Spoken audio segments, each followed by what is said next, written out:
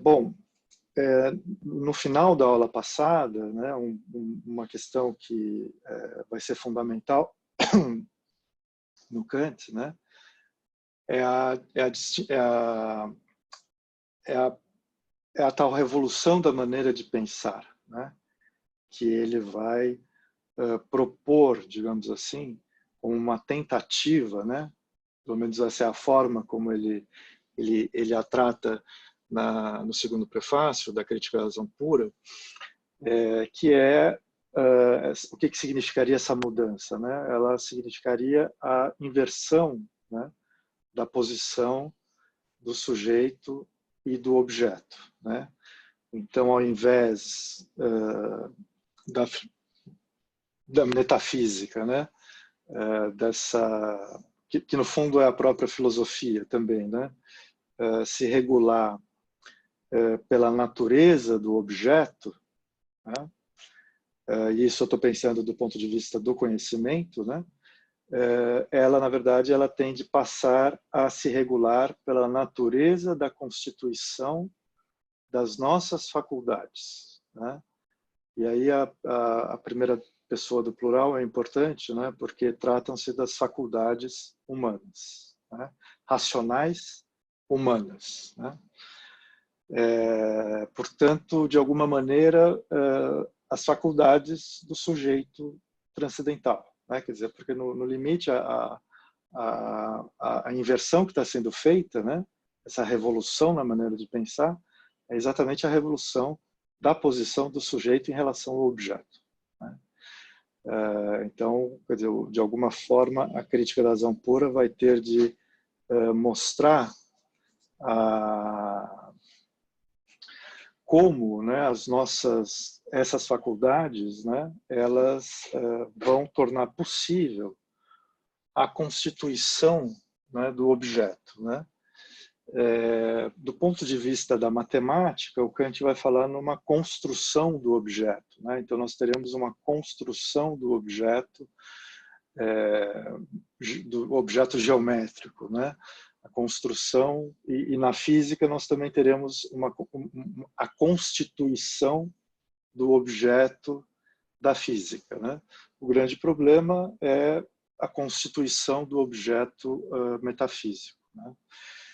É só importante esse conceito de constituição, né, principalmente se nós o tratarmos na física, ele é importante, o Kant está diferenciando em relação à matemática, né, porque essa constituição não diz respeito a uma criação do objeto, né, mas sim, de alguma maneira, as nossas faculdades, elas, na medida em que elas terão de determinar esse objeto do conhecimento, né, portanto, esse objeto como um objeto do conhecimento, né, essa determinação, na verdade, vai tornar possível essa constituição, né?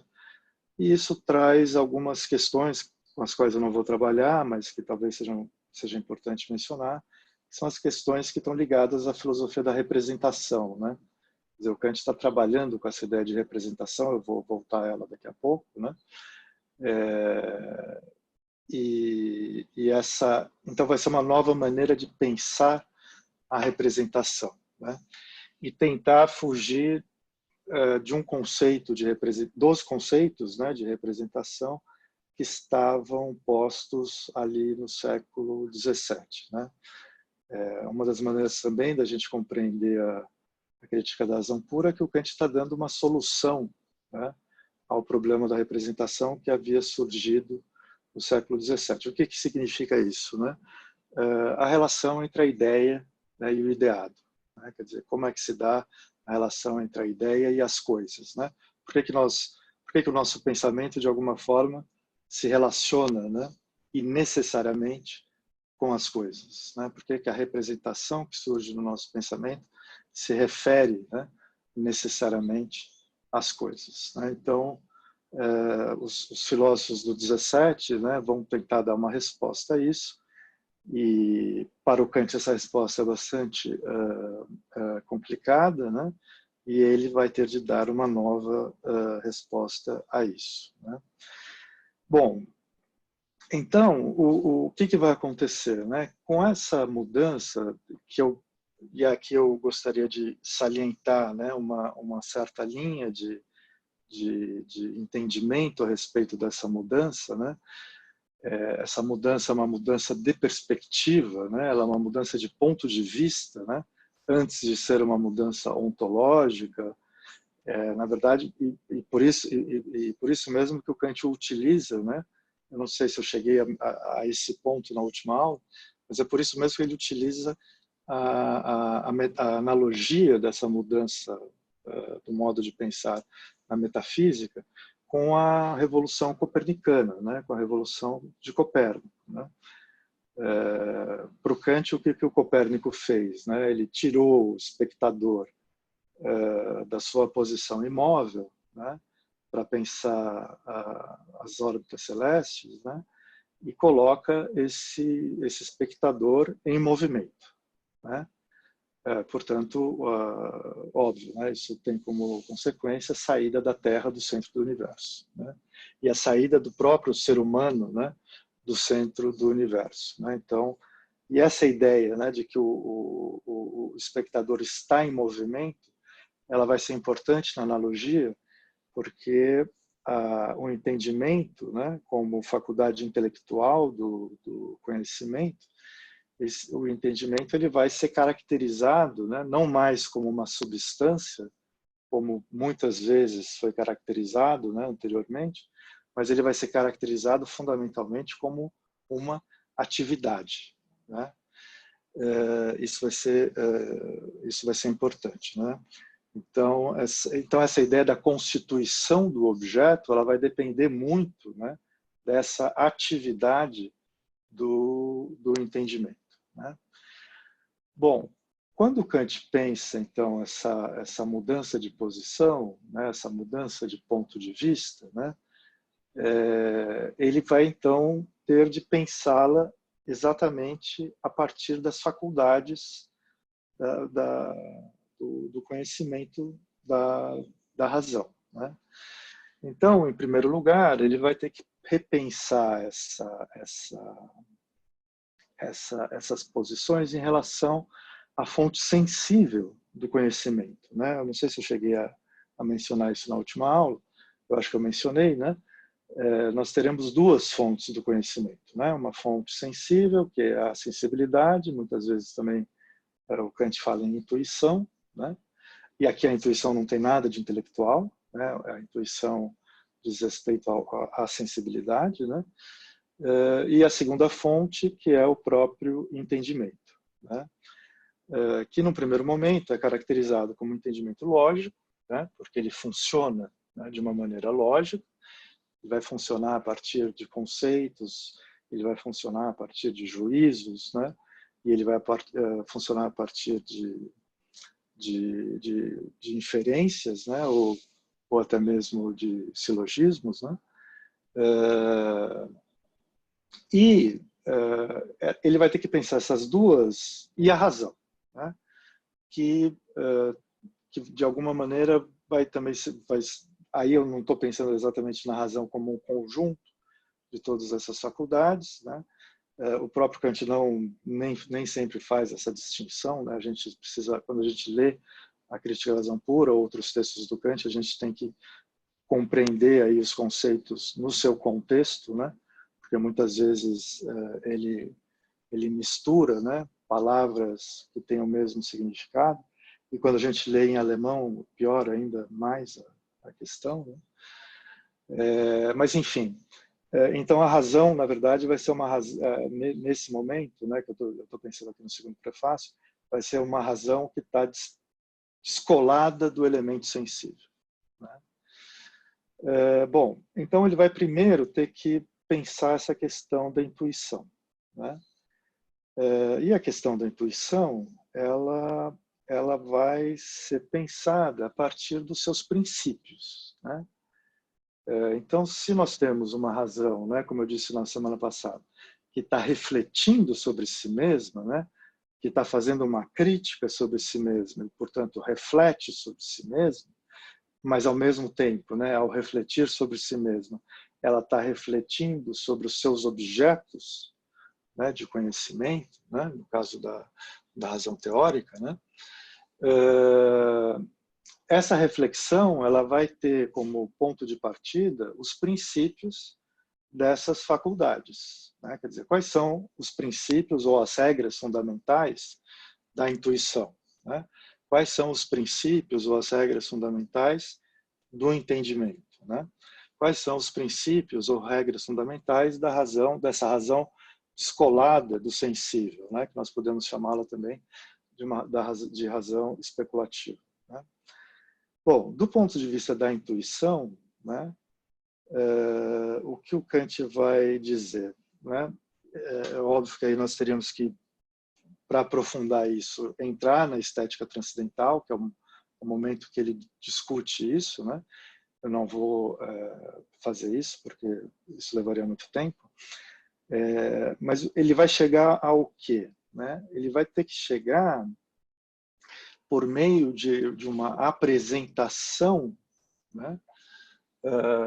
O que leva em consideração, na verdade, a ideia de uma exposição, né? Aí isso vai ser muito importante, né, para essa apresentação das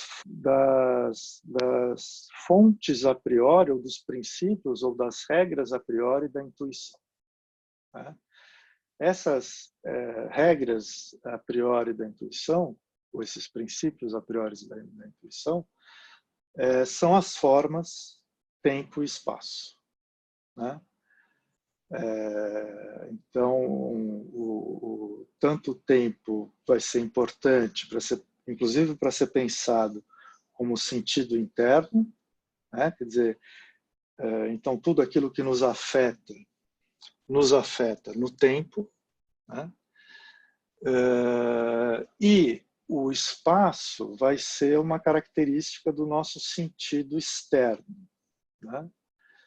Por isso que o espaço ele não pode ser pensado nem como um espaço absoluto, como Newton o pensava, né? E nem como um espaço relativo, como Leibniz pensava, né? Estou falando desses dois autores, porque esses dois filósofos, esses dois autores, tiveram uma querela muito importante, né, ao longo do século XVII, a respeito da natureza, né, do espaço e do tempo, né? E o Kant, na verdade, está tentando aí. E essa querela, isso é muito interessante, eu não sei se eu mencionei, por exemplo, ela nos mostra, por exemplo, os pressupostos metafísicos do Newton, né? A gente compreende o Newton como um cientista hoje, né? Ou como um pesquisador da natureza, mas o Newton, e a gente, né, nas escolas, a gente estuda, né, a mecânica newtoniana a partir, na verdade, de elementos matemáticos, né? Mas o Newton tinha uma metafísica por trás da sua física, né? E é muito interessante ler essa discussão, que foi uma discussão feita por meio de cartas, né? Na verdade, não entre o Newton e o Leibniz, mas entre o Clarke e o Leibniz. O Clarke era um newtoniano, né? Bom, mas voltando, né? O espaço e o tempo, então, eles serão consideradas fontes primitivas, né? Portanto, da intuição, né? Isso vai fazer com que nós tenhamos duas maneiras de representar o objeto, né? E representar de forma sensível o objeto, né? A primeira é do ponto de vista da intuição puramente a priori, né? Quer dizer, aí o que significa a representação? É a representação do espaço e do tempo na sua pureza, né? Eu não vou chegar à exposição do espaço e do tempo, mas eu posso fazer menção a uma espécie de um experimento mental que o Kant faz antes de entrar na estética transcendental, que eu acho bem interessante, que é o seguinte, né? Imaginemos um corpo qualquer, né? Vamos retirar desse corpo tudo aquilo que lhe diz respeito a elementos intelectuais, né? Então, vamos retirar o fato dele ser uma substância, né, o fato dele ter relações de causa e efeito com outros corpos, né? E vamos também retirar tudo aquilo que diz respeito às nossas sensações, né? Portanto, se ele é a cor dele, se ele é pesado, se ele não é pesado, se ele é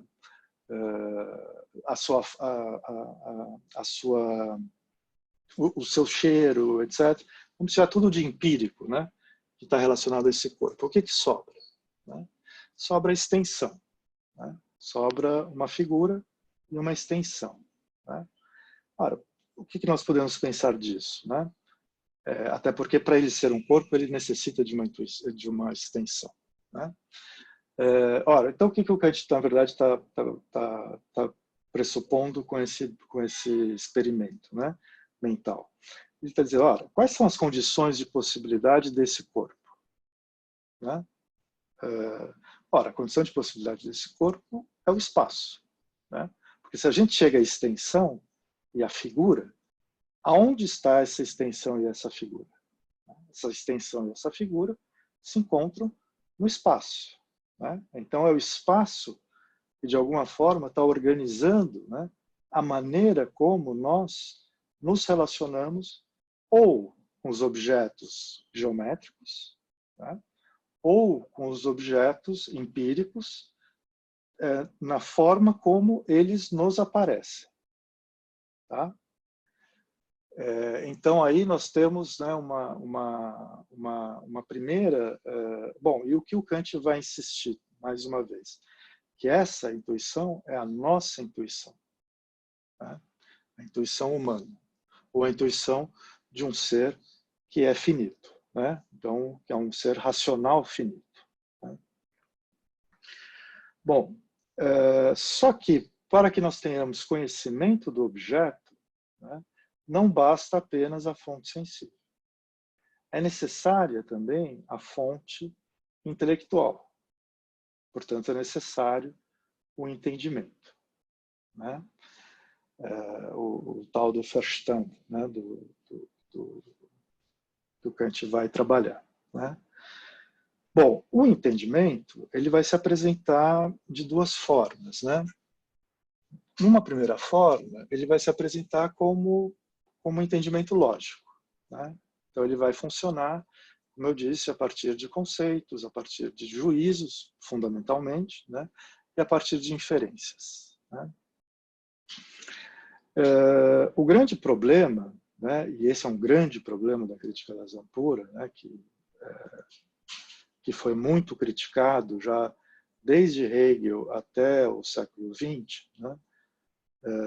Talvez já tenhamos alguns críticos no XXI também, né? É como pensar esse entendimento que é lógico, né? Que ele seja, ao mesmo tempo, um entendimento que, por falta de melhor palavra, que seja um entendimento transcendental. Né? Ou seja, como é que esse entendimento vai se referir aos objetos? Né? Porque, do ponto de vista lógico, o entendimento não faz referência ao objeto. Quer dizer, ele pode até pensar em objetos, né? Mas a questão não está aí. Né? Por quê? Porque o que está importando é a forma do pensamento. Né? E essa forma do pensamento ela é puramente lógica. Né? Então, assim, para dar um exemplo, por exemplo, né? Quando eu afirmo todo S é P. Né? Quando eu estou pensando, então, que todo conceito S, né, se encontra na esfera do conceito P. Né? Então, todo conceito do sujeito se encontra na esfera lógica, ou a esfera, né, do conceito S, esfera lógica do conceito S, toda ela se encontra no interior, né, da esfera lógica do conceito P, do conceito predicado. Né? O que nós temos aí? Um juízo universal. Né? Com o qual, por exemplo, a ciência vai trabalhar. Né? Mas nós não estamos ainda aqui no nível da ciência. Né? Porque eu posso muito bem afirmar que toda alma é imortal, né? Isso tem validade lógica, né? Quer dizer, isso só não vai ter validade lógica se eu afirmar toda alma é imortal e mortal ao mesmo tempo, ou seja, se eu ferir o princípio de não contradição, né? É isso, o princípio de não contradição, que no fundo está regendo aí o que o Kant vai chamar da lógica geral, né? Então, a forma como o entendimento está funcionando logicamente, né? Isso nós podemos pensar também nos outros juízos, né? Nos juízos assim, particulares, em que eu digo algum é CP, né? E nos juízos singulares, né? Em que eu afirmo que um sujeito que não possui esfera lógica, né? Esse S é P, né? Então, é um determinado indivíduo que não possui esfera lógica que se encontra em P, né? Então, eu vou dar um exemplo da crítica da faculdade de julgar. Essa flor é bela, né? Essa, do ponto de vista lógico, não do ponto de vista da questão da beleza, né? Do juízo estético, esse juízo é um juízo singular, né? Bom, então não importa aí a relação com o objeto. A grande questão e aí que é o problema, né? É como esse entendimento lógico ele é ao mesmo tempo um entendimento transcendental, né? Ou seja, qual é a relação que esse entendimento vai se relacionar, vai criar com os objetos, né? Quer dizer, como é que esse entendimento se refere aos objetos, né? Bom, uma maneira de compreender essa referência, né? Por quê? E por que isso é importante, né? Porque o entendimento também ele não vai poder como nós estamos tratando da Revolução Copernicana, né, kantiana, esse entendimento também não vai poder se regular pela natureza do objeto, né? Mas ele vai ter que se regular pela sua própria natureza. Então é necessário chegar aos princípios do entendimento. Num primeiro momento, esses princípios são lógicos, né? E isso vai dar na famosa tábua das funções lógicas do entendimento, né? Só que, ao mesmo tempo, ele é transcendental, né? Ou seja, ele, de alguma maneira, se refere aos objetos, né? Se ele se refere aos objetos, isso já vai ser um assunto da tábua das categorias, né? Que são os princípios ou os conceitos originários do entendimento, né? Mas como é que esse entendimento vai se referir a esses objetos? E aí que está a questão, né? Está toda a questão que eu acho importante para nós pensarmos aqui, né? Porque vejam, né? Se o entendimento ele pode pensar, né? Isso já está gerando uma espécie de um objeto, né? Quer dizer, que é um objeto do pensamento, um objeto do puro pensamento, né? A outra coisa é quando o entendimento vai se referir ao objeto, mas esse objeto não pode ser mais qualquer objeto. Esse objeto tem que ser o objeto que foi dado pela intuição, né? Ou seja, pela intuição sensível. O entendimento, nesse caso, ele precisa se referir ao objeto que foi tornado possível, ou que foi dado, né? Melhor dizendo, pela intuição, né? Porque, e aí é todo o problema da chamada dedução transcendental, né? Porque na dedução transcendental, que foi o famoso texto, eu mencionei isso na aula passada, né? Que o Kant, inclusive, mudou, né? Da primeira edição para a segunda edição. E é um texto fundamental da crítica da razão pura, né? Porque é exatamente nesse momento que o Kant vai poder estabelecer essa forma com a qual o entendimento vai pensar o objeto independente de qualquer dado sensível. Então, na verdade, ele está pensando em algo, né? Ele está pensando, portanto, ele está pensando em algo absolutamente abstrato, porque é um algo universal, né? Portanto, ele vai estar pensando num conceito que é totalmente abstrato, né?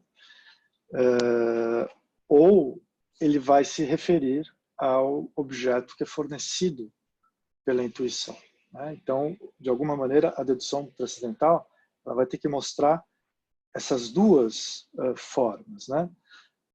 E por que o Kant foi muito criticado em relação a isso, né? Porque já desde de Hegel, né? Mas na verdade desde Fichte, né? Que acompanha mais o Kant de perto, né?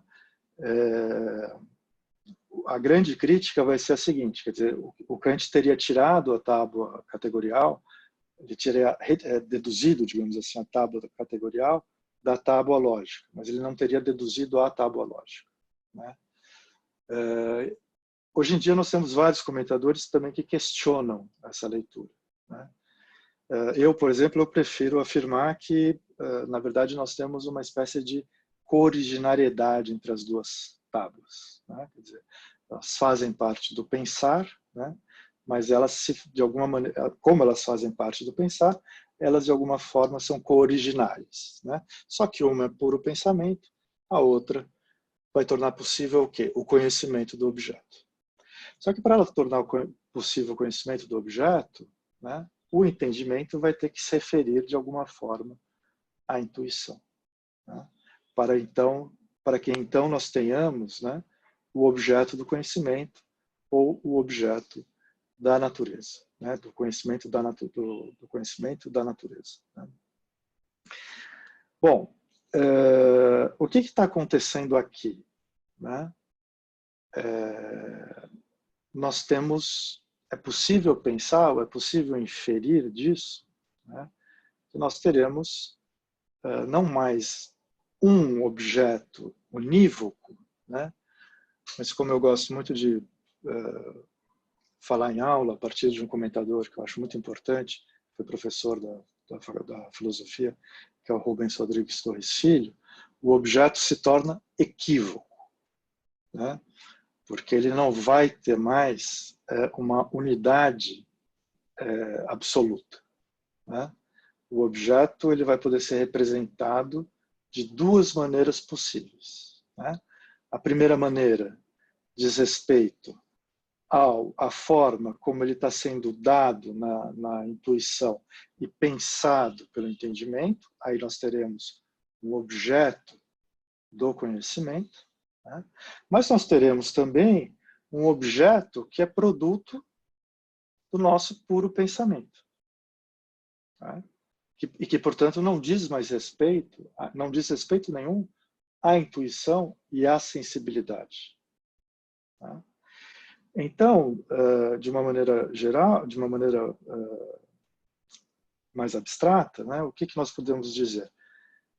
O objeto, em geral, ele vai ser pensado a partir de um duplo ponto de vista, né?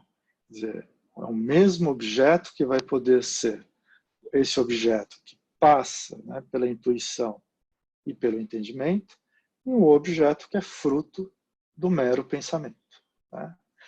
Ora, o que o Kant está fazendo aqui, com essa distinção do objeto em geral em dois objetos? E lógico que nós sempre estamos tratando aqui da representação desse objeto, né? Ora, nós teremos a distinção que o Kant fará entre fenômeno e coisa em si, né? Então, uma maneira é a maneira como eu conheço o objeto. O objeto cognoscível é o objeto que passa, que foi dado na intuição e ao qual o entendimento faz referência, tá? E, portanto, em relação ao qual o entendimento vai determinar. Ele determina esse objeto como objeto do conhecimento. Do ponto de vista do mero pensamento, nós não temos isso. Nós não teremos essa determinação, tá? Nós teremos um objeto que é um objeto do puro pensar, né? E aí vem algumas complicações, né? Por quê? Porque, na verdade, essa distinção que o Kant está fazendo dos objetos, que vejam bem, né, é uma distinção que nasce da própria investigação acerca da natureza das nossas faculdades, né? Essa distinção entre o objeto como fenômeno e o objeto considerado como fenômeno e o objeto considerado como coisa em si mesmo, né? Ela vai trazer alguns problemas. Por quê? Porque o fenômeno é aquilo que é o cognoscível. A coisa em si é aquilo que é o incognoscível, né? Então, o que isso está fazendo? E aqui é muito... é um esquema que é muito abstrato pelo seguinte sentido. O que nós teremos, né?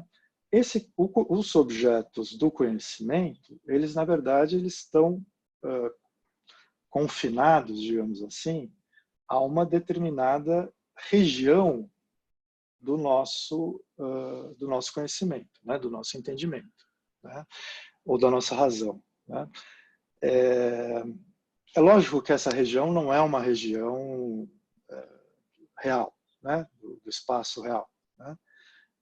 Essa região, na verdade, ela está sendo, como o projeto, né? A questão do a priori é muito importante para o Kant, né? Na verdade, o que está tornando possível essa fronteira do cognoscível, que é a experiência possível, e do não cognoscível, né? É exatamente a diferença que o entendimento, né, está fazendo em relação aos objetos, ou a razão está fazendo, entre os objetos cognoscíveis, que são os objetos da experiência, né, ou da experiência possível, e os objetos que não são cognoscíveis, que são as coisas em si mesmas, né? Portanto, que estão para além do sensível, né? Porque nós não teremos, né, como na matemática, o espaço para poder constatar a sua verdade ou falsidade, né? Como nós não teremos a própria experiência para constatar a sua verdade ou falsidade, né? No caso da física, né? Então, né, quando o pesquisador da natureza, ele, por meio de um experimento, né, o Galileu, por exemplo, quando faz rolar, né, duas esferas em um plano inclinado, né, em que ele tem o conhecimento dos pesos, né, que são pesos diferentes dessas duas esferas. E ele mostra que essas duas esferas, com pesos distintos, vão rolar ao longo do plano inclinado com a mesma velocidade, né? E isso vai quebrar com a física antiga, né? Com a física aristotélica. O que o Galileu está fazendo com esse experimento? Ele está fazendo uma pergunta à natureza, né? E a natureza responde sim ou não, né? Sim, objetos com pesos diferentes vão cair, né? Sempre o exemplo é o da Torre de Pisa, né? Objetos ele atira de fato, né? Dois objetos com pesos diferentes e ele percebe que a velocidade é igual, né? Então, de alguma maneira, né, com o experimento, a experiência está respondendo algo para o físico, né? Para o pesquisador da natureza. O problema, né, da metafísica é que ela, como nós vimos na aula passada, naturalmente, ela já parte do princípio de que ela se desvincula inteiramente de todo o sensível, né? E ela se desvincula, né, de toda a experiência, né? Isso é uma pretensão da metafísica, né? Que inclusive está, de alguma forma, posta no seu próprio nome, né? Aquilo que está para além de toda a física, né? Está para além de toda a physis, está para além de toda a natureza, né? Então, trata-se de um conhecimento que vai ser um conhecimento que, na verdade, é um conhecimento especulativo, né? Mas que, com essa distinção que a crítica está fazendo, não é um conhecimento do mesmo tipo do conhecimento matemático e do conhecimento da física, né? Ele é um outro tipo de conhecimento. Ele é, na verdade, um mero pensamento, né? Então, qual vai ser a consequência disso para a crítica da razão pura? Que os três grandes objetos da metafísica, né, os três objetos clássicos da metafísica, a imortalidade da alma, em primeiro lugar, né, a cosmologia, e na questão da cosmologia, o problema da liberdade, em segundo lugar, e, por fim, a existência de Deus, né, são objetos que não são passíveis de serem conhecidos, né? Eles só podem ser pensados, né? Porque, vejam, do ponto de vista lógico, eu tenho como chegar a Deus, né? Agora, mas isso não significa que eu vou ter o conhecimento da existência de Deus, né? Então, Kant, na Crítica à Razão Pura, né, nessa parte que se chama o ideal da razão, né, ele vai mostrar que as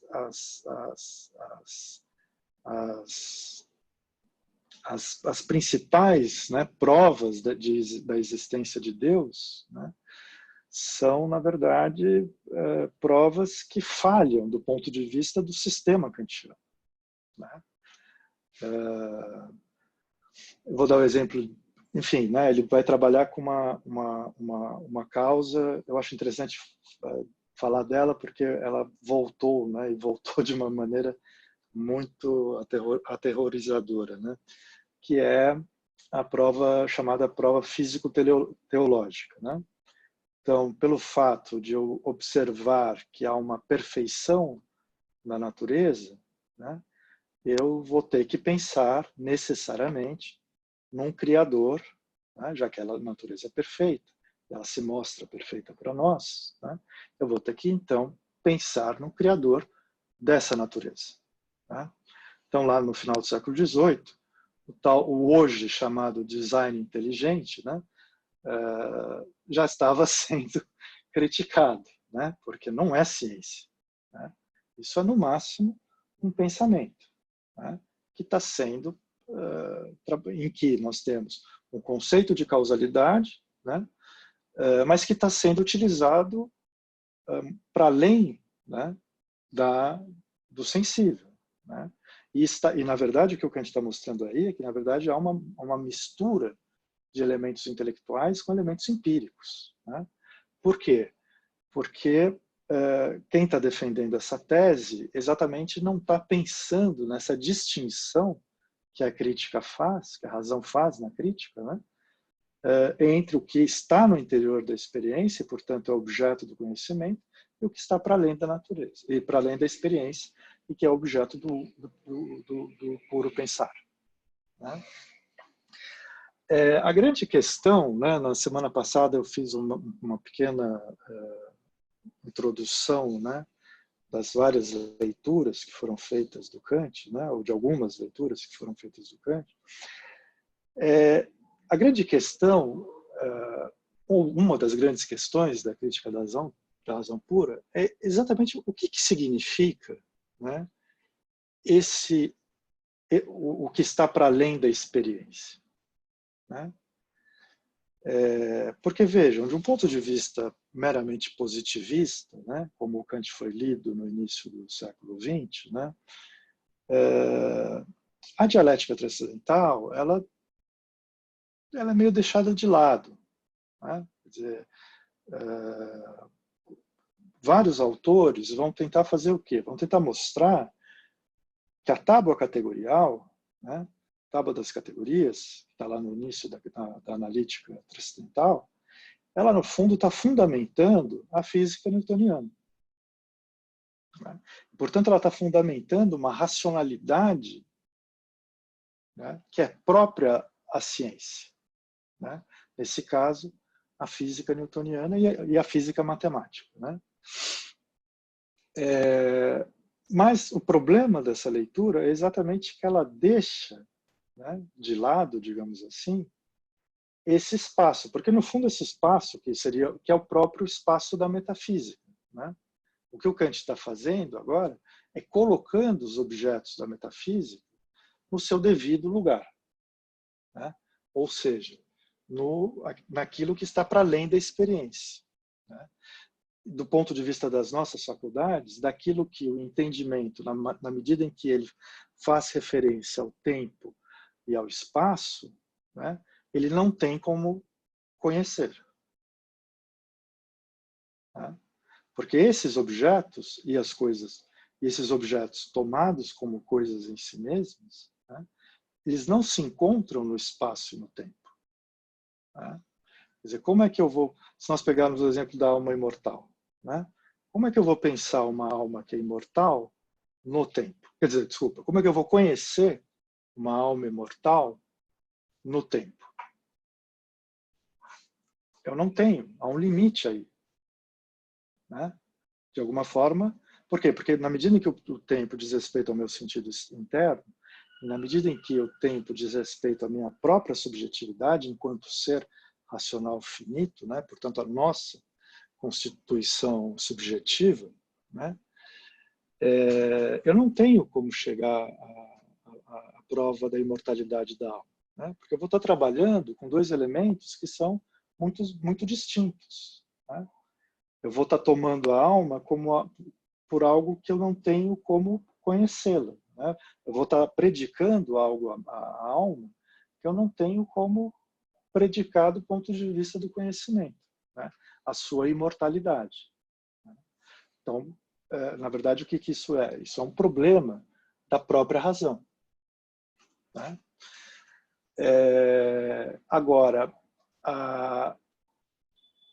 o que vai ser... Então, eu acho que o que está acontecendo aqui é que, como o Kant está pensando as representações dos objetos por meio, né, das nossas faculdades racionais, faculdades dos seres humanos, seres finitos, racionais, né, ele está, então, né, dividindo, o objeto, nesse sentido, necessariamente, vai ter que ser pensado de uma dupla maneira, né, a partir de duas perspectivas distintas, né? E essas duas perspectivas também estão atreladas a essa distinção que a crítica fez entre o que é cognoscível no interior da experiência, o que está fora da experiência e o que não é o cognoscível.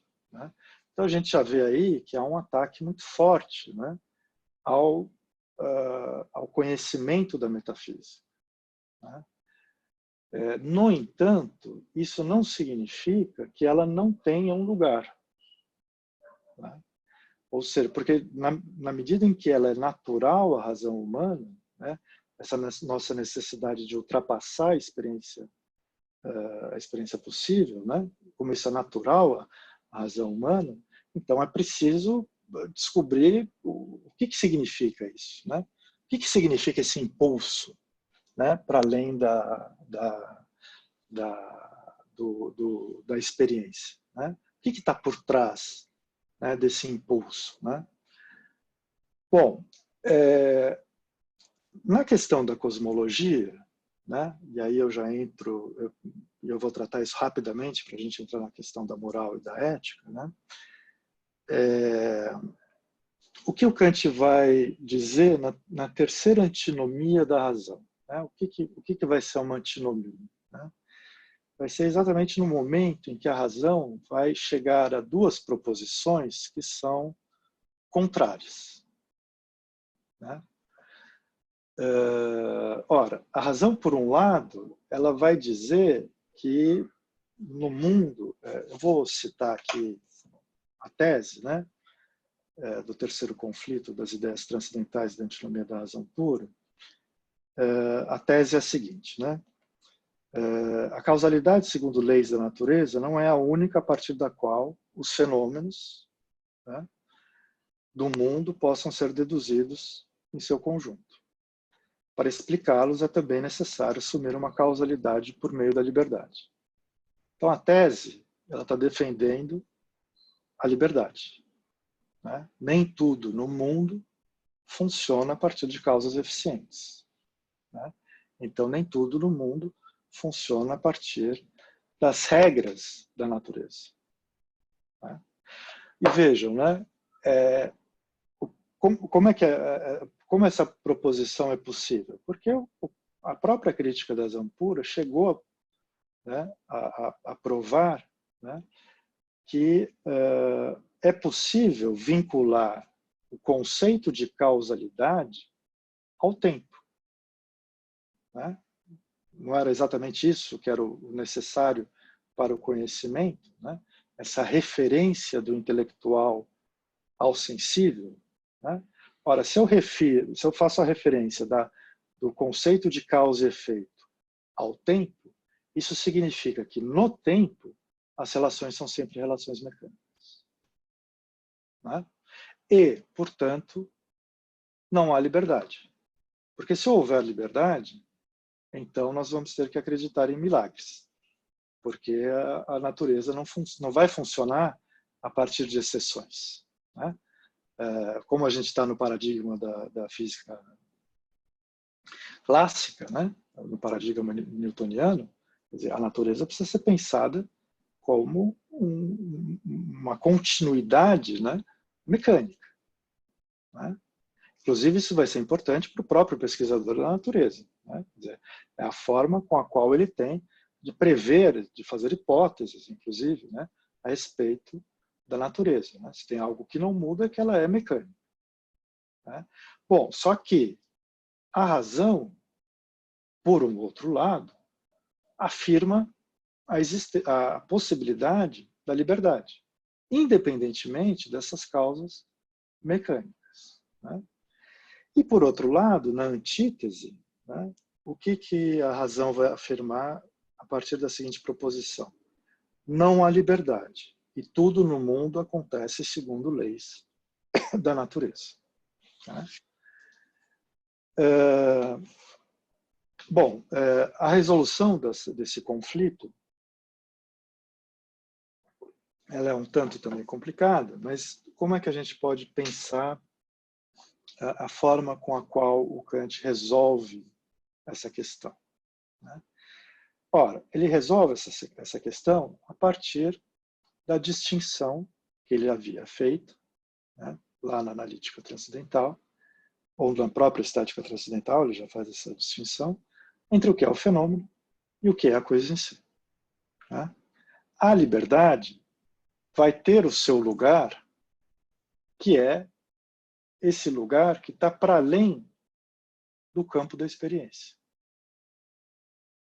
né? Que está para além do campo cognitivo, né? E vejam bem, né, que com isso nós temos uma consequência, né? A liberdade não é mais objeto do conhecimento, tá? A liberdade diz respeito a algo que está para além do conhecimento, né? Ela não diz mais respeito ao conhecimento, né? Mas então o que está acontecendo aqui, né? Esse campo que está para além da experiência, né? Que para o Kant, né? O Kant usa uma imagem que eu acho muito interessante, né? Que no início do terceiro capítulo da analítica, né? Ele diz o seguinte: bom, chegou a hora, né? De nós nos despedirmos da ilha da verdade, né? O que é essa ilha da verdade? É o campo da experiência, né? Porque é nesse campo que eu afirmo o que é o verdadeiro e o que é o falso, né?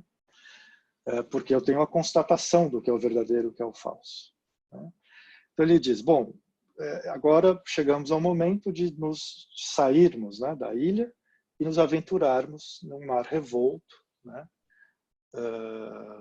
cheio de neblinas, né, que nos confundem, né, na medida em que trazem aparências de objetos, né, que é esse mar sem fim, que é a chamada, que seria a dialética da razão pura, né?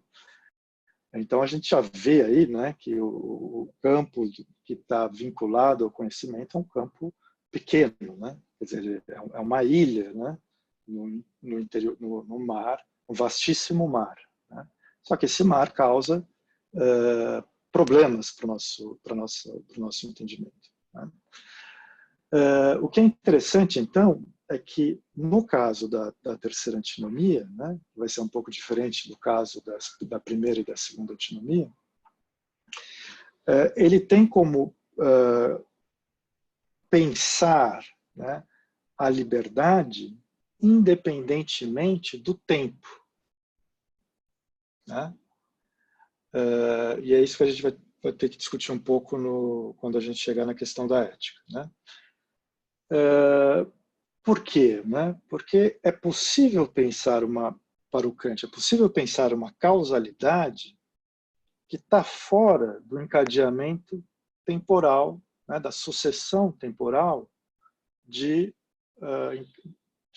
do encadeamento entre causas e efeitos, né? Então eu tenho como pensar uma causa que não seja ao mesmo tempo efeito de uma outra causa.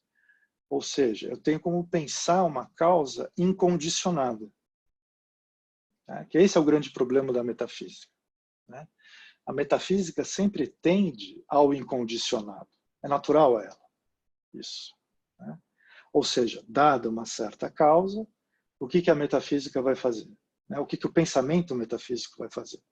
Ele vai buscar o incondicionado dessa causa, né? Então ele vai buscar, por exemplo, a série, né?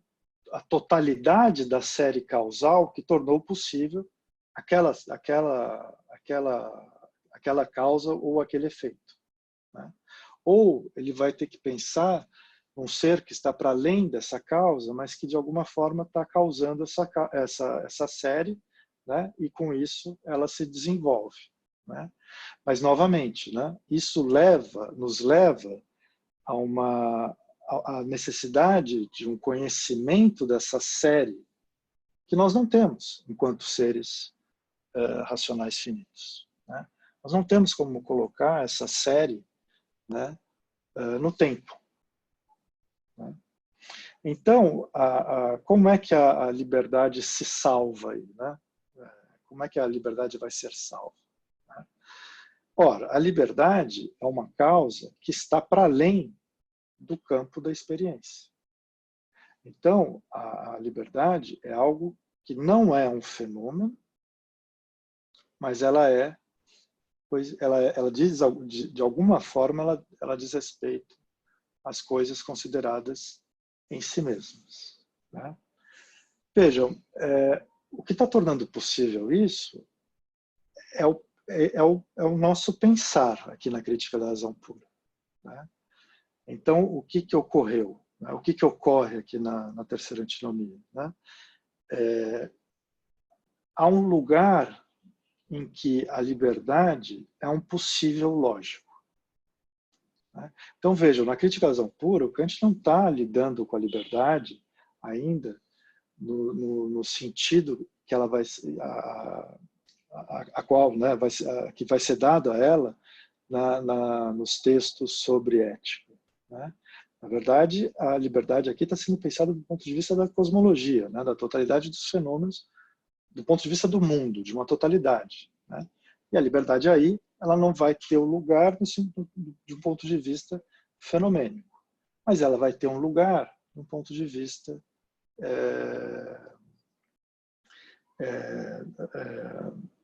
da coisa em si, né, do ponto de vista inteligível, né? Então é possível, logicamente, afirmar a liberdade, né? Não é possível prová-la, aqui na crítica da razão pura, mas a partir daí é possível já tirar algumas consequências disso, né, que para o Kant já dizem respeito, né, essas consequências, ao que seria uma razão prática, né? Então, por que eu quis chegar a esse ponto, né? Porque a gente já percebe, né, que o Kant está dando um significado para esse campo que está para além da experiência, que é o que no limite, né? É o interesse que a razão tem pela liberdade, né? a razão, de alguma forma, ela tem um interesse. Ela tem um interesse teórico, né? Mas, ao mesmo tempo, ela tem um interesse acerca da liberdade, né? E, sobretudo, ela tem um interesse acerca da liberdade, poderia dizer, né? Porque, para o Kant, de uma certa maneira, esse interesse é anterior ao interesse teórico, né? Ele é o interesse principal da razão, né? Esse interesse pela liberdade, né? Só que ele começou pela crítica da razão pura, né? Então ele começa pelas questões teóricas, né? Mas, de alguma forma, a questão da liberdade é anterior à questão teórica. Mas, para além disso, né, ele está dando um significado, né, para aquilo que está para além da experiência, né? Esse significado é a liberdade, né? Ou seja, um mundo pensado, né, por meio da liberdade, né? Assim como, de alguma forma, ele também vai ter que dar a esse campo, né, um outro tipo de significado que vai dizer respeito, e que eu acho que não vai ser possível trabalhar com ele, eu queria trabalhar um pouco, que diz respeito à forma como nós trabalhamos com o belo e o feio, né? Porque também, quando nós fazemos um juízo estético, né, nós também, esse juízo não é um juízo de conhecimento, né? Ele não é um juízo... e, no limite, ele não é um juízo lógico, né? Ele pode ser pensado como um juízo lógico. No exemplo que eu dei, essa flor é bela, né? Mas, no limite, ele é um juízo estético, né? E, por ser um juízo estético, ele não é um juízo de conhecimento. Então, o que está acontecendo, né? Quer dizer, o Kant está dando vários significados, e aí eu acho que é importante a questão da perspectiva, né? É estranho isso, né? Porque muitas vezes, e tem muita gente que vai aproximar isso do Nietzsche, né? O que soa muito estranho, né? Quer dizer, como é que o Kant vai se aproximar do Nietzsche, né? Ou do Nietzsche se aproximar do Kant? Mas tem tem algumas pessoas que fazem, né, essa aproximação, né? Que é exatamente essa, né? Quer dizer, como as nossas faculdades, elas se relacionam e dão significados distintos aos objetos, né? Então, nós teremos o objeto do conhecimento, por um lado, nós teremos o objeto da liberdade, né, a própria ação livre, por outro, e nós teremos, né, o objeto acerca do belo, né, ainda que ele não vai exatamente se configurar num campo, né? Vai ser um pouco diferente aí a questão. Só um pequeno parênteses. Hoje eu não estou com o computador, eu estou com o iPad. Eu não estou vendo eu não estou conseguindo ver o chat, tá? Então talvez seja melhor eu responder. Eu não sei se tem questões ou não tem questões. Eu Tem posso responder algumas nos questões, 20... sim. Mas tá. você responde depois, né? Deixa eu... Tá, eu acho que é melhor, né? A gente termina 20 minutos antes, então eu respondo as questões. Sim, isso. Tá. Tá. Bom, então, já pelo adiantado da hora, né? O que vai acontecer, e aqui eu vou pensar no primeiro texto do kantiano, pós-crítico, acerca da moral, né? E eu vou pensá-lo no seu início, né? Que é a fundamentação da metafísica dos costumes, né? E, bom, pelo título vocês já podem me perguntar, né? Bom, mas o Kant não está fazendo uma grande crítica à metafísica, né? Como é que ele está fundamentando a metafísica dos costumes, né? E os costumes aqui diz respeito aos modos, né? Diz respeito às nossas ações, né? Aos modos como nós agimos, né? Bom, ele já está fundamentando a ideia de uma metafísica dos costumes, né? Ela já está na fundamentação, ela já está se diferenciando de uma metafísica da natureza, né? Então, a distinção entre fenômeno e coisa em si, ela já está formando um sistema, que vai ser difícil, como eu disse na aula passada, né? Porque esse sistema, muitas vezes, vai se mostrar aporético, né? Mas ela está formando o sistema, em que, por um lado, nós temos a metafísica da natureza, a física, né? E daí nós teremos um livro que o Kant vai escrever, que são os primeiros princípios metafísicos da ciência da natureza, e antes ele escreveu a fundamentação da metafísica dos costumes, né? Então nós temos, por outro lado, a fundamentação da metafísica dos costumes. Nós teremos a metafísica dos costumes. E o que significa aqui a metafísica, né? Que vai ter também várias acepções no interior do corpo da obra kantiana, né? A metafísica significa aqui os princípios a priori, que estão por trás, né, da física, por um lado, e da moral, por outro, né? Então, trata-se de uma metafísica que já foi criticada, né? Em que a razão já está buscando os seus princípios, né? E ao buscar esses princípios, ela tem de legitimar esses princípios e mostrar como esses princípios se relacionam com os seus objetos, né? Do ponto de vista da metafísica da natureza. Isso já foi parcialmente feito, né, pela crítica da razão pura. O Kant escreve depois os primeiros princípios, a metafísica da natureza, e agora ele vai se aventurar aí na metafísica dos costumes, né? E isso depois gera a segunda crítica, né, que vai ser a crítica da razão prática, né, que é dedicada à questão da moral, né?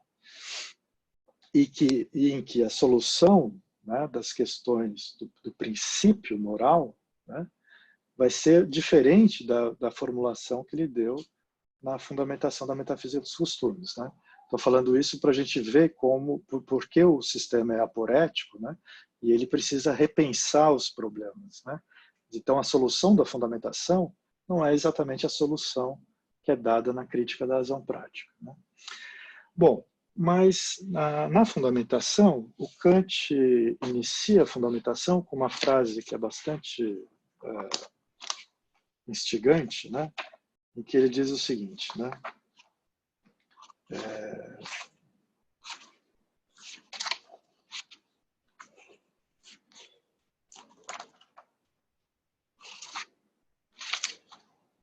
Desculpa, eu esqueci aqui de marcar.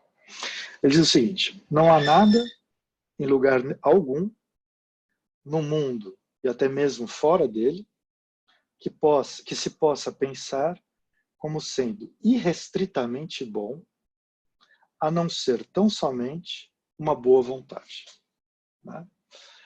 Essa é uma afirmação fortíssima, né? Quer dizer, não há nada nesse mundo e em qualquer outro mundo possível que não seja irrestritamente bom, que não seja uma boa vontade, né? E é curioso, né, isso, né? Então, por quê? Porque a grande questão vai ser, da fundamentação, vai ser exatamente a de mostrar o que significa essa boa vontade, né? E aí, como é que o Kant começa a trabalhar com esse conceito, né? Ele começa a trabalhar com esse conceito de uma forma negativa, digamos assim, né? Então ele se pergunta, seria a vontade, né, essa boa vontade, algo que diz respeito aos talentos da mente, né? Diz respeito ao wits, né, que é uma palavra difícil, né, de traduzir, no inglês é o wits, né, que é uma espécie de sagacidade, né, é própria, né, a imaginação, o próprio entendimento. Será que ela diz respeito a algo, né, que diz respeito a algo que está ligado ao nosso conhecimento? Ele vai dizer não, né? Todos esses talentos, né, o que eles chamam de talentos da alma, né, eles, no fundo, são condicionados, né?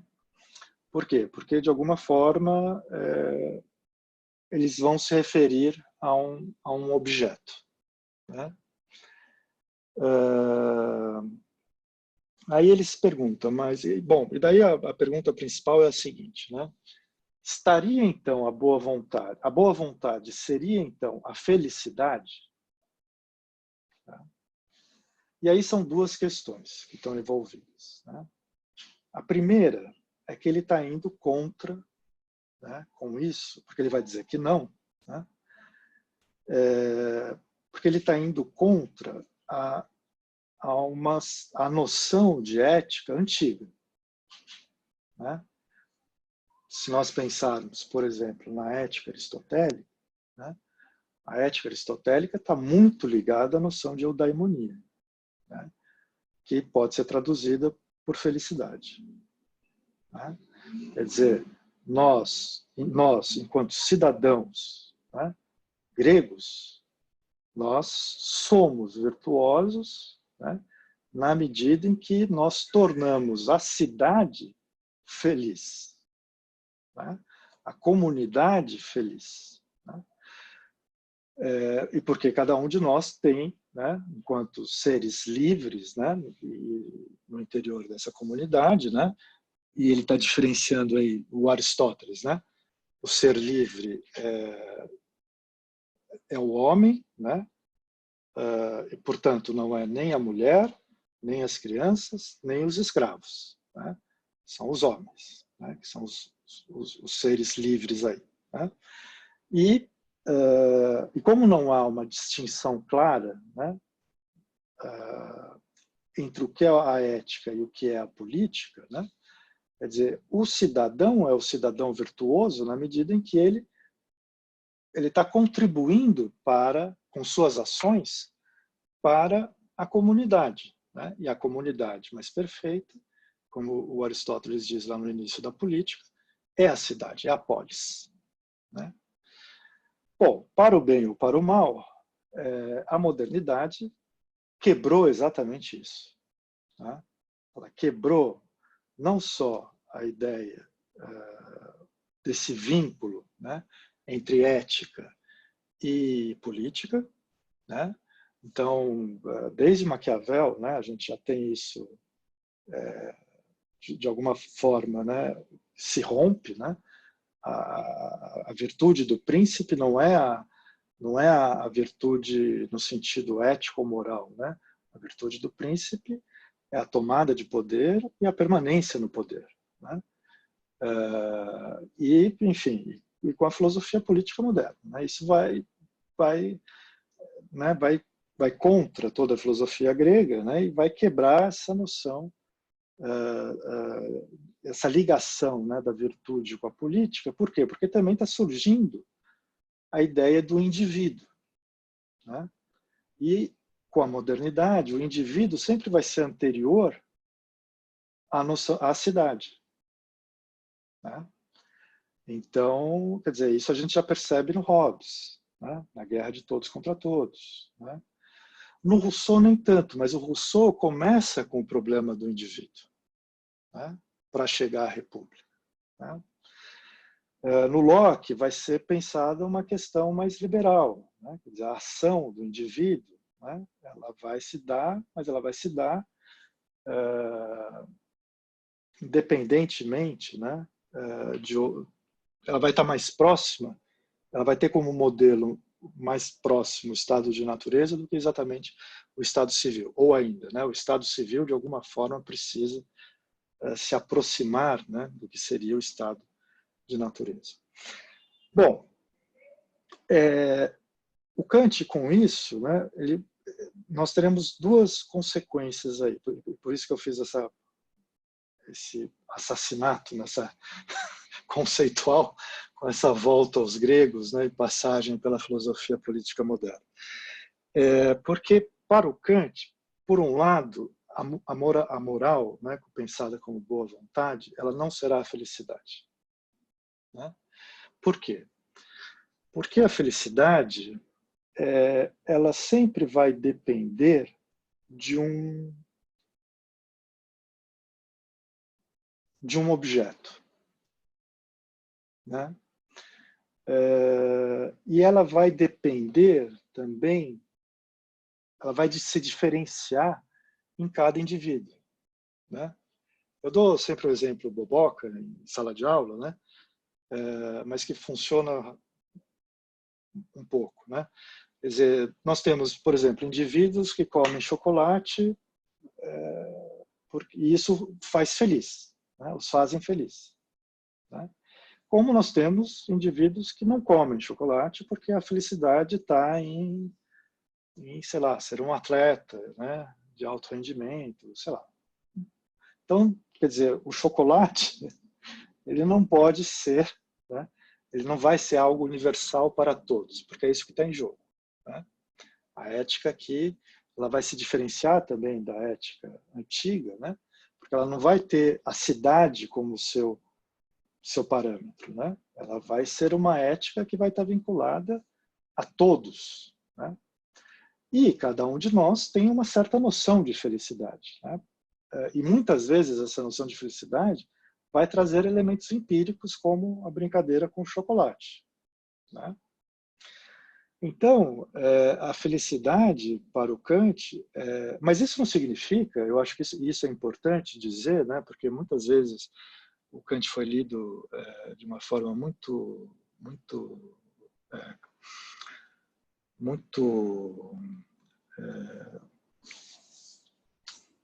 como é que eu poderia dizer, muito, quase de uma maneira protestante, né? Isso atrapalha muito a leitura que a gente pode fazer do Kant, que eu acho que é uma leitura muito mais interessante do que essa, né? Então, isso não significa que a felicidade, né, seja imoral. Não, não é isso que o Kant está dizendo, né? O que ele está dizendo só é que a felicidade não é aquilo que diz respeito à moral, à boa vontade, né? Bom, e no fundo, então, quer dizer, e por quê? Né? Porque geralmente a felicidade, né, quando a gente procura a felicidade, digamos assim, né, eu não estou pensando em termos psicanalíticos aqui, tá?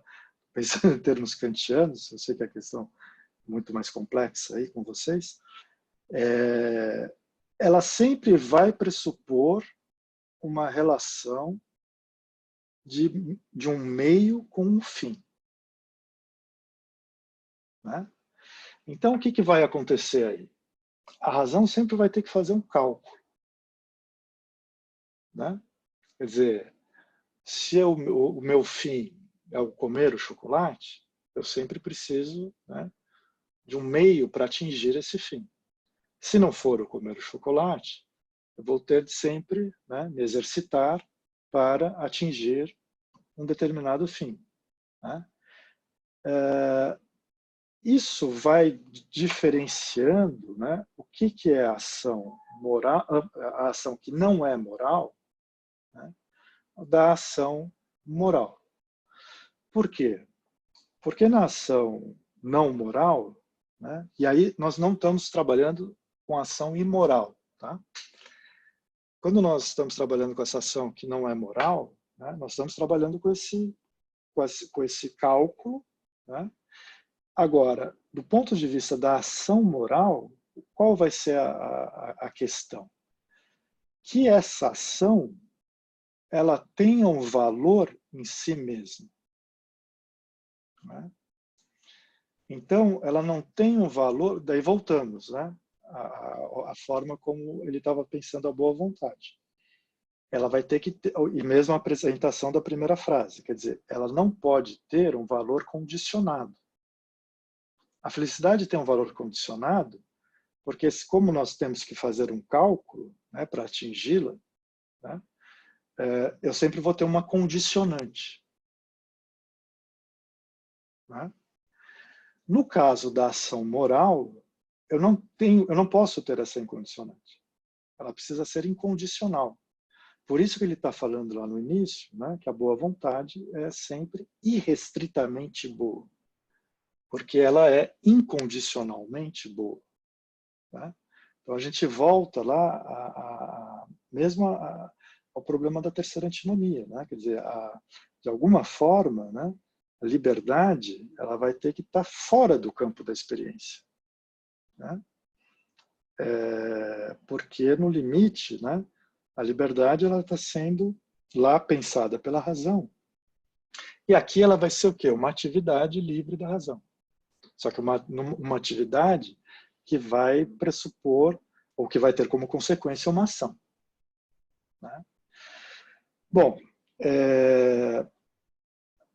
aí toda a questão. Bom, se ela tem um valor em si mesma, ela não vai poder ser um cálculo, né? E se ela não é um cálculo, então ela vai ter que ter uma outra característica, que também está, e aí vai estar relacionada muito, né, à filosofia moderna, né, e à forma como a filosofia moderna política pensou as questões da ética e da política. Por quê? Porque a ação moral ela não diz respeito à autopreservação, tá? E ela não diz respeito como é que o Kant fala aqui? Porque eu esqueci a palavra exata. E nem a prosperidade, né? Então, ele está se diferenciando aí bastante, né, do Locke e um pouco do Hobbes, né? Mas ele está se diferenciando, digamos assim, de um argumento, aí eu estou pensando no Locke, né, mais liberal, em que nós temos o quê? Né? Ações que dependem, liberal no sentido político, tá? Ações que dependem, né,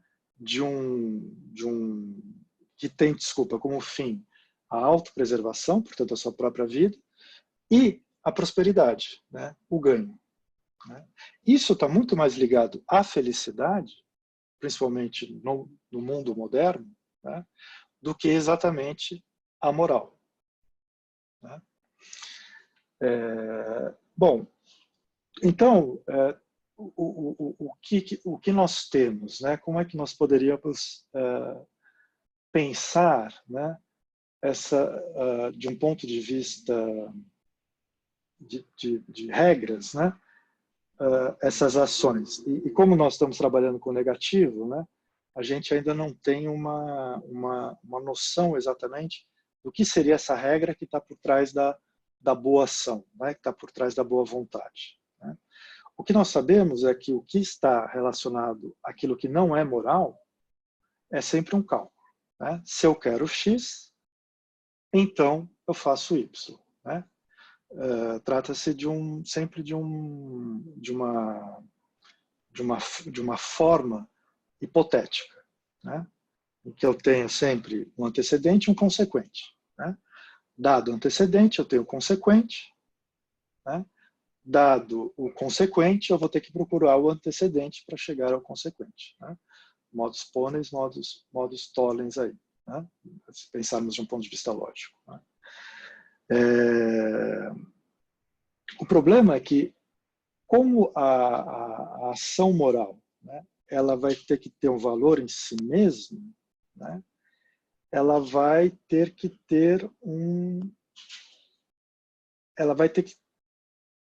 partir de uma reflexão acerca dela mesma. Mas antes do Kant pensar nessa reflexão, né, ele vai ter que colocar a moral do ponto de vista humano, mais uma vez, né?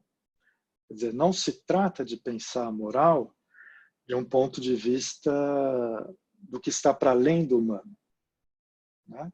A moral vai ter que ser pensada de um ponto de vista do sujeito racional finito, né? No nosso caso, do sujeito humano, né?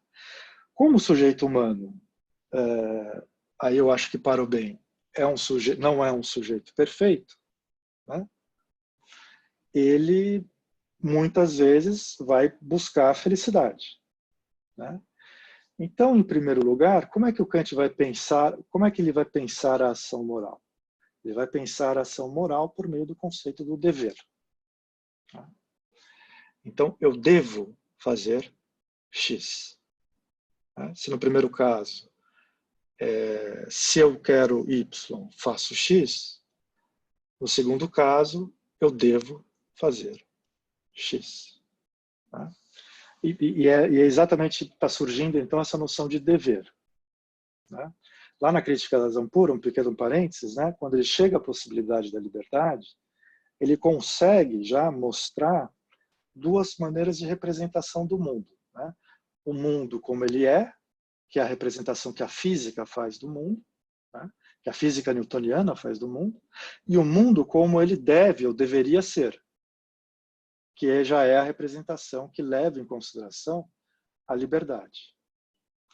Só que aqui, na fundamentação, né, já não é exatamente esse dever ser lá da Crítica da Razão Pura. É um dever que diz respeito a nós, seres humanos. Né? Então, nós temos duas características. Né? Nós temos a característica de que a ação vai ter um valor nela mesma, e para que nós atinjamos, para nós chegarmos, né, a esse valor em si, nós devemos, né, agir de uma determinada forma. E aí o Kant carrega nas tintas. Né? Nós devemos, nós somos empurrados, aliás, nós devemos porque nós somos obrigados, né, a agir de tal forma. Né? É lógico que vai haver o outro lado da moeda, né, em relação ao conceito de dever. Né? Mas isso vai ser muito importante. Né? Por quê? Porque ele vai construir, então, né, dois tipos de imperativos. Né? Um imperativo categórico, que é um imperativo que diz respeito à moral, né? E o imperativo hipotético, né? Que exatamente tem aquela forma lógica do antecedente e o consequente, que pressupõe sempre um cálculo. Né? Então, se nós pensarmos numa ação do tipo um médico dando um remédio, né, para o seu paciente. Né? Vamos pensar essa ação de um ponto de vista de princípio. Ela é uma ação moral? Não necessariamente. Tá? Por quê? Porque o que o médico está fazendo? Né? Ele tem um determinado conhecimento, né? E ele está aplicando esse conhecimento a um fim, né? Que é a saúde, né, do paciente. Agora, esse mesmo raciocínio pode ser feito por um assassino meticuloso. Né? O que é o bom assassino, né, dos romances policiais? Né? É aquele que, por exemplo, sabe utilizar o melhor veneno para um determinado fim, a morte de uma determinada pessoa. Ora, nós temos aí a mesma forma para pensar duas ações que são completamente distintas. Né? Porque uma ação é imoral e a outra ação não é moral nem moral. Né? O caso do assassino é um pouco diferente, mas o Kant usa exatamente para pensar o quê? Para pensar essa relação entre meios e fins. Né? Os dois estão utilizando como princípio a relação entre meio e fim. Né? Bom, o que vai acontecer então? Né? Ele vai ter de pensar o imperativo categórico, né, como um imperativo necessário e universal. Né? Portanto, que é válido para todos os seres racionais e, portanto, para todos os seres humanos. Né? Bom, quando ele chega no imperativo categórico, né, que então vai se diferenciar desse imperativo hipotético, ele chega a uma determinada fórmula, né, que é a seguinte. Né, eu vou falar de uma maneira que não é exatamente literal, mas não tem problema. Eu sempre devo agir de forma que de uma tal forma que a minha máxima se torne uma lei universal. Bom, aqui também nós teremos várias interpretações, vários tipos de problemas que eu vou deixar para a próxima aula, mas eu só queria mostrar o seguinte para vocês, né? O imperativo, a formulação do imperativo, ela já está nos levando para uma forma, né? É como se o Fichte tem um negócio interessante, né, que ele distingue o espírito da letra, né? Isso a gente usa muito, né? O espírito e a letra, né? Mas é como se a letra da fórmula, né, nos levasse à forma, né, que seria o espírito, né? Então, o que o imperativo está dizendo, né? Ora, eu devo sempre comparar a minha máxima, ou seja, a minha regra subjetiva de ação, com uma lei universal. O que significa a lei universal? Se ela é válida para todos ou não, para todos os seres racionais e, portanto, para todos os seres humanos. Se ela for válida, então ela é uma ação moral. Se não, ela não é uma ação moral, né? Trata-se de um imperativo hipotético, né? Bom, então duas coisas só para a gente terminar, né? Em primeiro lugar, na verdade, o que o Kant está fazendo aqui na fundamentação, né? Ele está pensando as ações, e isso é diferente da forma como ele está trabalhando na crítica da razão pura. Ele está, a partir de um dado, que é a ação e a ação humana, ele está buscando quais são os princípios da ação humana. Vejam que não há necessidade de conhecer esse princípio, né? Isso é um resultado, inclusive, da crítica da razão pura, né? Eu não preciso conhecer para agir bem. Não preciso ter o conhecimento de algo para agir bem, né? Ele está separando uma coisa da outra, né? Eu posso muito bem agir bem sendo um ignorante, né? Em segundo lugar, o que ele está colocando aí? Ele está colocando como critério da moralidade o todo dos seres racionais. Então ele está levando em consideração, né, o outro, né? Quer dizer, e na verdade, todos os outros, né? Porque no fundo ele está levando em consideração, no nosso caso, toda a espécie humana, né? Isso vai ser muito importante, né, para caracterizar o que será a ética kantiana, né?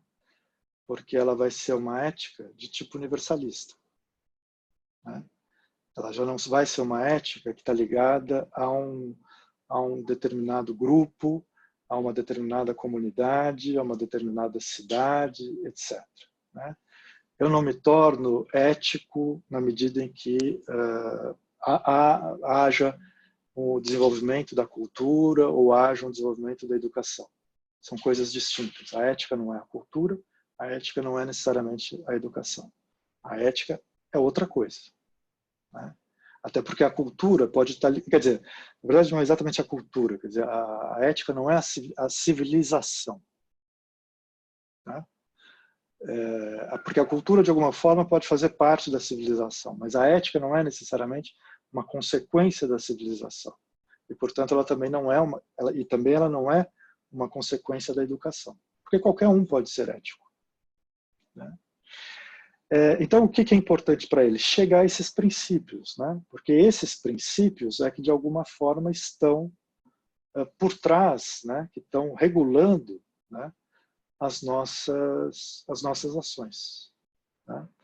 Então, eu vou deixar para o nosso próximo encontro, né, para dizer por que o Kant sempre dá como exemplo, e todo mundo acha isso muito naif, né, o fato de nós não podermos, né, e não devermos mentir, né? Por quê, né? Por que nós não devemos mentir? Apesar de que nós mentimos, né? E o Kant tem total noção disso, né? Senão nós estaríamos no reino da perfeição, né? Nós não estamos no reino da perfeição, né? Então, no fundo, quer dizer, só para terminar, o que está ocorrendo, né? A boa vontade, ela vai ter que ser uma determinação da vontade feita pela razão, né? A vontade tem que se tornar racional. Para ela se tornar racional, ela precisa, de alguma forma, seguir o imperativo categórico, né? E também vai ficar para o nosso próximo encontro a ideia de autonomia, porque daí vai surgir a ideia de autonomia, né? Que vai ser, digamos assim, o outro lado da noção de dever, tá?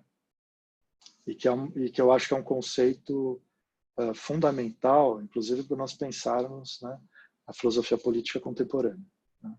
Isso é muito importante, né? Essa noção de autonomia, né? Porque ela não vai ser só uma noção de autonomia do sujeito, do indivíduo, do indivíduo. Ela vai ser uma noção importante também para um grupo de indivíduos. Tá? Então, desculpa, eu não sei se eu passei hoje eu acho que eu passei por vários conceitos, né? Mas eu acho que no nosso próximo encontro eu posso só voltar um pouquinho mais a eles e daí a gente começa o rei. Tá legal? O Maurício, tem uma série de questões. Você consegue abrir ou você quer que eu leia para você? Eu vou tentar abrir aqui. Eu acho que eu consigo. Se não, eu leio para você. Tem uma questão do Felipe, outra do José Medeiros. Achou? Achei. Bate-papo, achei. A Mariana, né?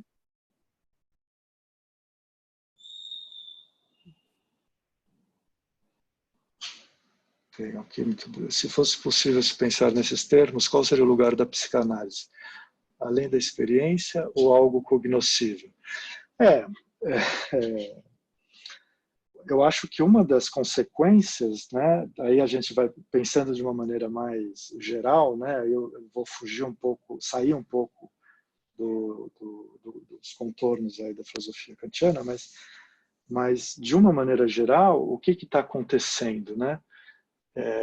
De fato, esse lugar que está para além da experiência, e, portanto, está para além da física e da matemática, né, pensada, que hoje nós pensamos, né, como, né, óbvio que depois entrou a biologia, a química, etc., que o Kant já, de alguma maneira, também estava percebendo, né, mas para além das chamadas hard science, né, o que está acontecendo com esse mundo suprassensível, né, é que ele vai possibilitar, né, por outro lado, o surgimento das ciências humanas, né? Então ele vai possibilitar, que não são ciências no sentido da física e da matemática, né? Lógico que com isso eu posso comprar briga com vários cientistas políticos, né, que vão dizer, não, nós somos cientistas, tal. Mas não é a mesma coisa, né? Quer dizer, então talvez, né, é difícil porque o Kant, inclusive, ele entendia a psicologia por a forma como o século XVIII entendia a psicologia, né? Era algo que estava muito mais ligado à imaginação, né? Algumas faculdades da mente, né? Mas, sem dúvida, eu acho que a psicanálise estaria, né, nesse lugar aí para além, né, do conhecimento, né? E lógico que aí também, provavelmente, quer dizer, teria que entrar numa discussão se a psicanálise é ou não uma ciência, né?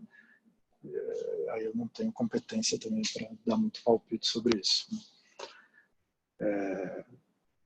Embora tenha uma certa posição, mas eu deixo comigo.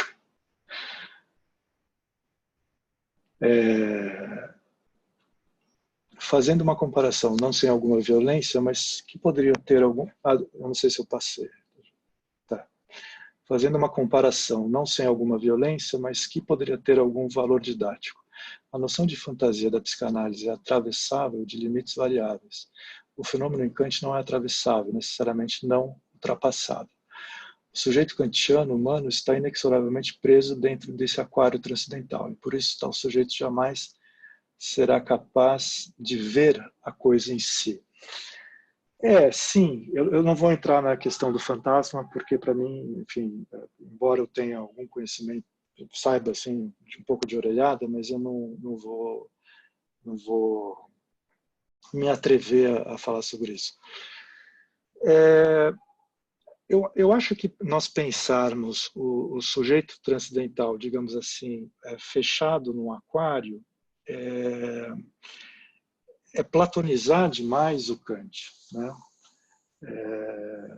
Eu acho que o Kant ele não está... a questão do apriorismo kantiano, né? Ele não significa, né, que ele esteja... que esse sujeito kantiano seja ou solipsista ou preso num lugar em que ele não tenha outros tipos de relações, né? Seja com os objetos do conhecimento, seja com os objetos da prática, né? Pelo contrário, né? Quer dizer, na verdade, eu vou aqui usar uma expressão que o Kant não utiliza, mas que talvez facilite um pouco, né? Quer dizer, essas faculdades mentais, né? Elas, na verdade, são esquemas, né?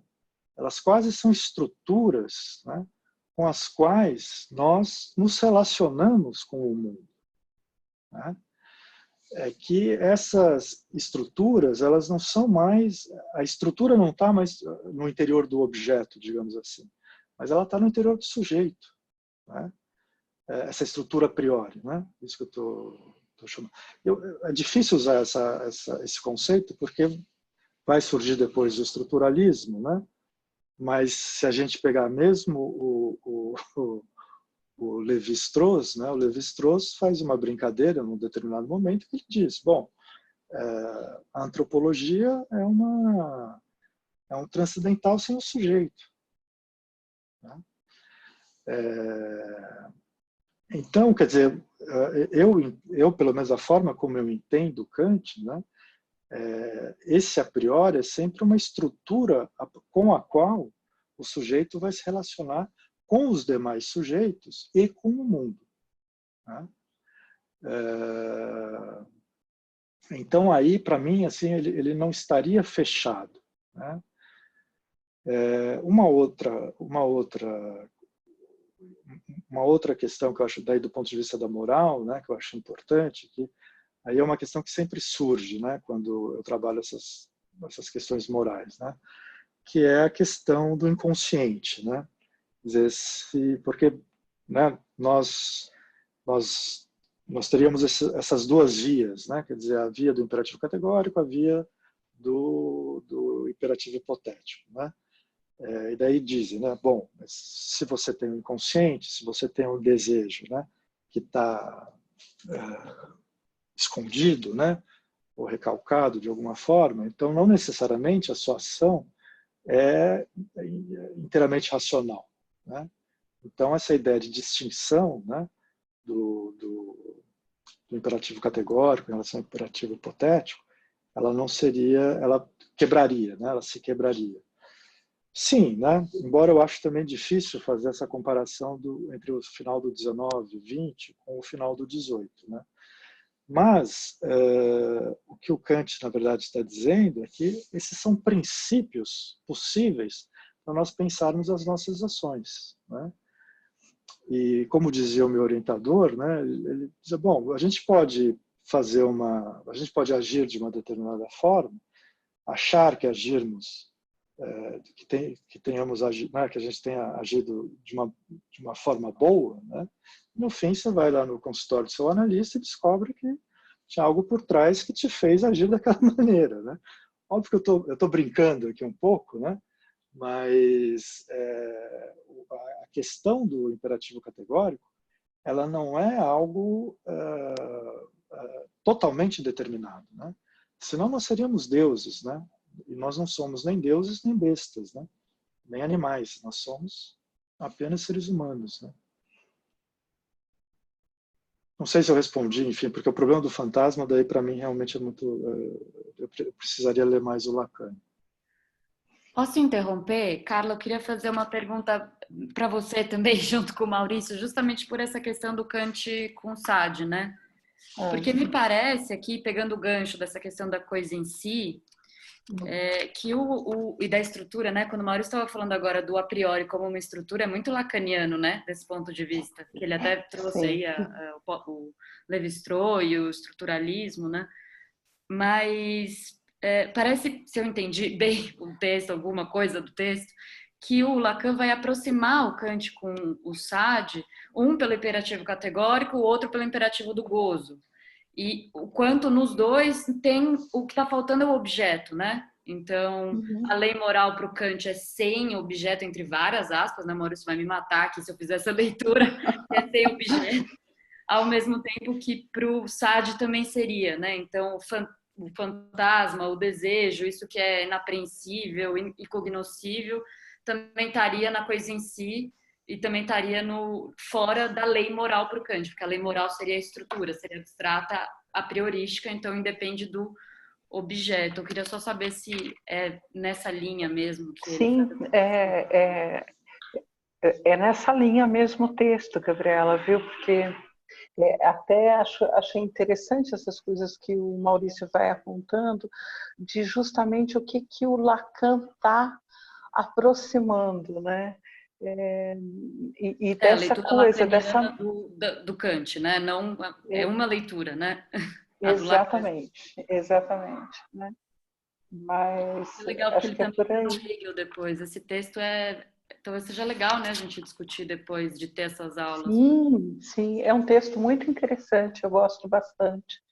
Eu acho que... Aí tem aquele esquema, né? Caímos no esquema, que depois ele faz o giro, aí eu realmente fiquei um pouco mais Pena confusa. que a Maria Lúcia saiu agora, senão eu ia pedir para ela te falar um pouquinho disso, porque justamente no Kant com Sade, o Lacan ele coloca, né, a fórmula da fantasia na estrutura perversa. Sim. Né? E a Maria Lúcia trabalha bastante essa questão da perversão, né? Mas eu acho assim ótimo. A gente está sempre no fórum, né, procurando ler esse texto, porque é um texto muito difícil. Mas eu acho que agora, com os seus apontamentos, Maurício, tem alguma coisa que está ficando também, possibilita a gente enxergar de um outro jeito. Sim, mas eu acho também que tem uma questão, enfim, eu juro que eu vou tentar ler de novo o Kant com Sade. Eu tentei ler uma vez, não consegui. Não entendi mesmo. Foi um problema. Assim. Mas já faz tempo, então eu vou tentar novamente. Não, e essas mas eu coisas, acho que para você que é filósofo, as aproximações que ele faz, você vai falar, para onde que ele está indo? Né? Mas eu acho que tem uma questão interessante, que é a seguinte, né? Como a ética kantiana depende de um princípio que é formal, né? Porque, veja, esse princípio precisa ser formal. Se ele não for formal, ele não vai valer para todos. Né? Então, ele não pode ter nada de empírico. Né? Então, aí a ideia de que você não tem o objeto. Né? Mas isso já nasce de uma crítica hegeliana. Né? E eu imagino aí que a posição do Lacan deve ser uma posição mais hegeliana. Né? Por quê? Porque essa forma, né, para o Hegel, né, ela não só ela é... Desculpa, o imperativo ele não é só formal, mas ele é vazio. Né? Então, se ele é vazio, todo o conteúdo pode ser imputado a ele. Né? Então, eu posso, em nome da liberdade, matar um monte de gente na Revolução Francesa. Né? Esse é o problema. Né? Eu acho que talvez, eu não sei, eu estou dando pitaco apenas, mas eu imagino que a leitura que o Lacan faça, né, do Kant, talvez esteja por aí. Né? Essa ideia de que é formal e vazio ao mesmo tempo. Né? E daí qualquer conteúdo entra. Né? Eu não concordo com essa leitura. Enfim, eu no meu mestrado, no meu doutorado, e por isso que eu tive, né, que ler muito Hegel, né, porque eu sempre tive que, de uma forma um pouco adorniana, até fazer a metacrítica do Kant ao Hegel. Né? como o Adorno faz na dialética negativa, né? Mas não me parece que a ética kantiana seja vazia, né? Eu acho que sim, há um conteúdo que está na própria regra, né, que nós utilizamos, né? Agora, a questão é se essa regra, que possui um conteúdo, é válida para todos ou não, né? Mas aí eu volto com isso na próxima aula, daí eu acho que a gente tem eu trago mais elementos para a gente pensar isso. Acho que tinha mais uma, né? Mais uma questão. Mas há uma ética transcendental, ela ao mesmo tempo ser universal e transcendental. Sim, né? É uma ética transcendental porque, de alguma forma, né, nós vamos ter aí uma relação entre o caso e a regra, né? Então, de novo, nós vamos ter a determinação do caso, né, por meio dessa regra. A regra aí é o imperativo, né? Mas o que o imperativo está dizendo, né? Haja de tal forma que a sua máxima se torne uma lei universal. Ora, a sua máxima, né, ela vai ser comparada com a lei universal, né? Se ela tem uma forma universal, então ela é válida. Mas isso não significa que ela não tenha um conteúdo, entende? Só que a possibilidade de comparação vai ser dada pela forma da máxima, né, e não pelo conteúdo, né? Mas aí, enfim, daí a gente entra num ponto que eu queria desenvolver um pouquinho mais, que é como é que está funcionando aí o imperativo categórico, né? E por que ele, né, ele tem essa questão do valor universal. E vejam, né, quer dizer, o Kant está escrevendo isso, né? Eu sempre repito isso, né? Não só a fundamentação, mas a própria crítica à razão prática, né? E logo em seguida explode a Revolução Francesa, né? E com a Revolução Francesa vem o terror, é verdade, né? Em 93. Mas vem também as cartas, né? As constituições da Revolução, né?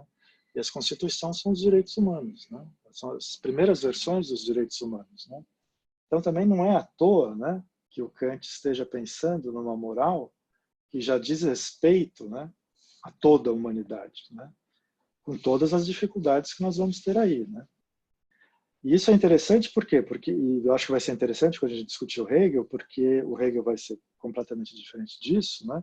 Mas aí a gente percebe como, inclusive hoje, o debate contemporâneo ainda, né, o debate político contemporâneo ainda não deixa de ser uma luta, né, que se dá entre uma certa ética formal com uma ética que pressupõe, né,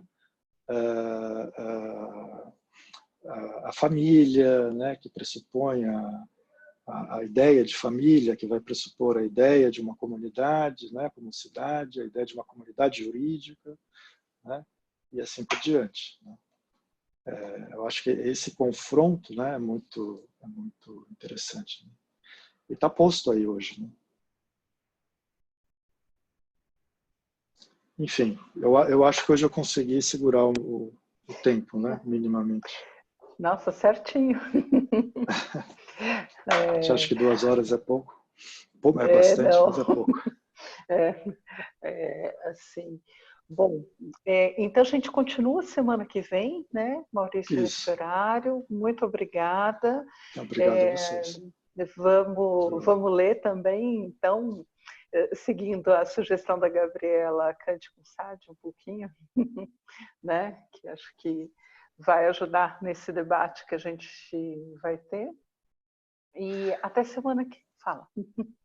Não, uma coisa que deve ser interessante, né, é comparar também o Kant com o Sartre, pessoal, lembrando da nossa conversa no início, né, comparar o Kant com o Sartre com o segundo capítulo lá da Dialética do Esclarecimento, né, que é exatamente Juliette ou a moral kantiana, né? Nossa, claro, claro. Isso, Olha, eu não sei, eu conheço, esse texto eu conheço bem melhor do que do Lacan. Olha, fala, mas Juliana. É uma Então, passagem é justamente próxima. isso que o Vladimir faz nesse trabalho dele, do doutorado dele. Sim, Tá. imagino, né? Tá. Nossa, mas a gente A gente pode debater um pouquinho aqui. Nossa, agora depois eu vou ter que perturbar o Ivan para a gente fazer outras, porque sim, muito interessante, né? Muito interessante isso. Acho que talvez a gente possa, não sei, fazer algo assim. Aí depois você disse, Maurício, no seu ritmo, Tá, né? Que a tá gente legal. pode fazer. Mas Tá bom. então, semana que vem, nesse mesmo horário, continuamos, então. Tá legal. Tá bom? Boa Tchau, tchau. noite. Boa Muito noite. obrigada. E obrigada, viu, Nada. Maurício? Muito obrigada.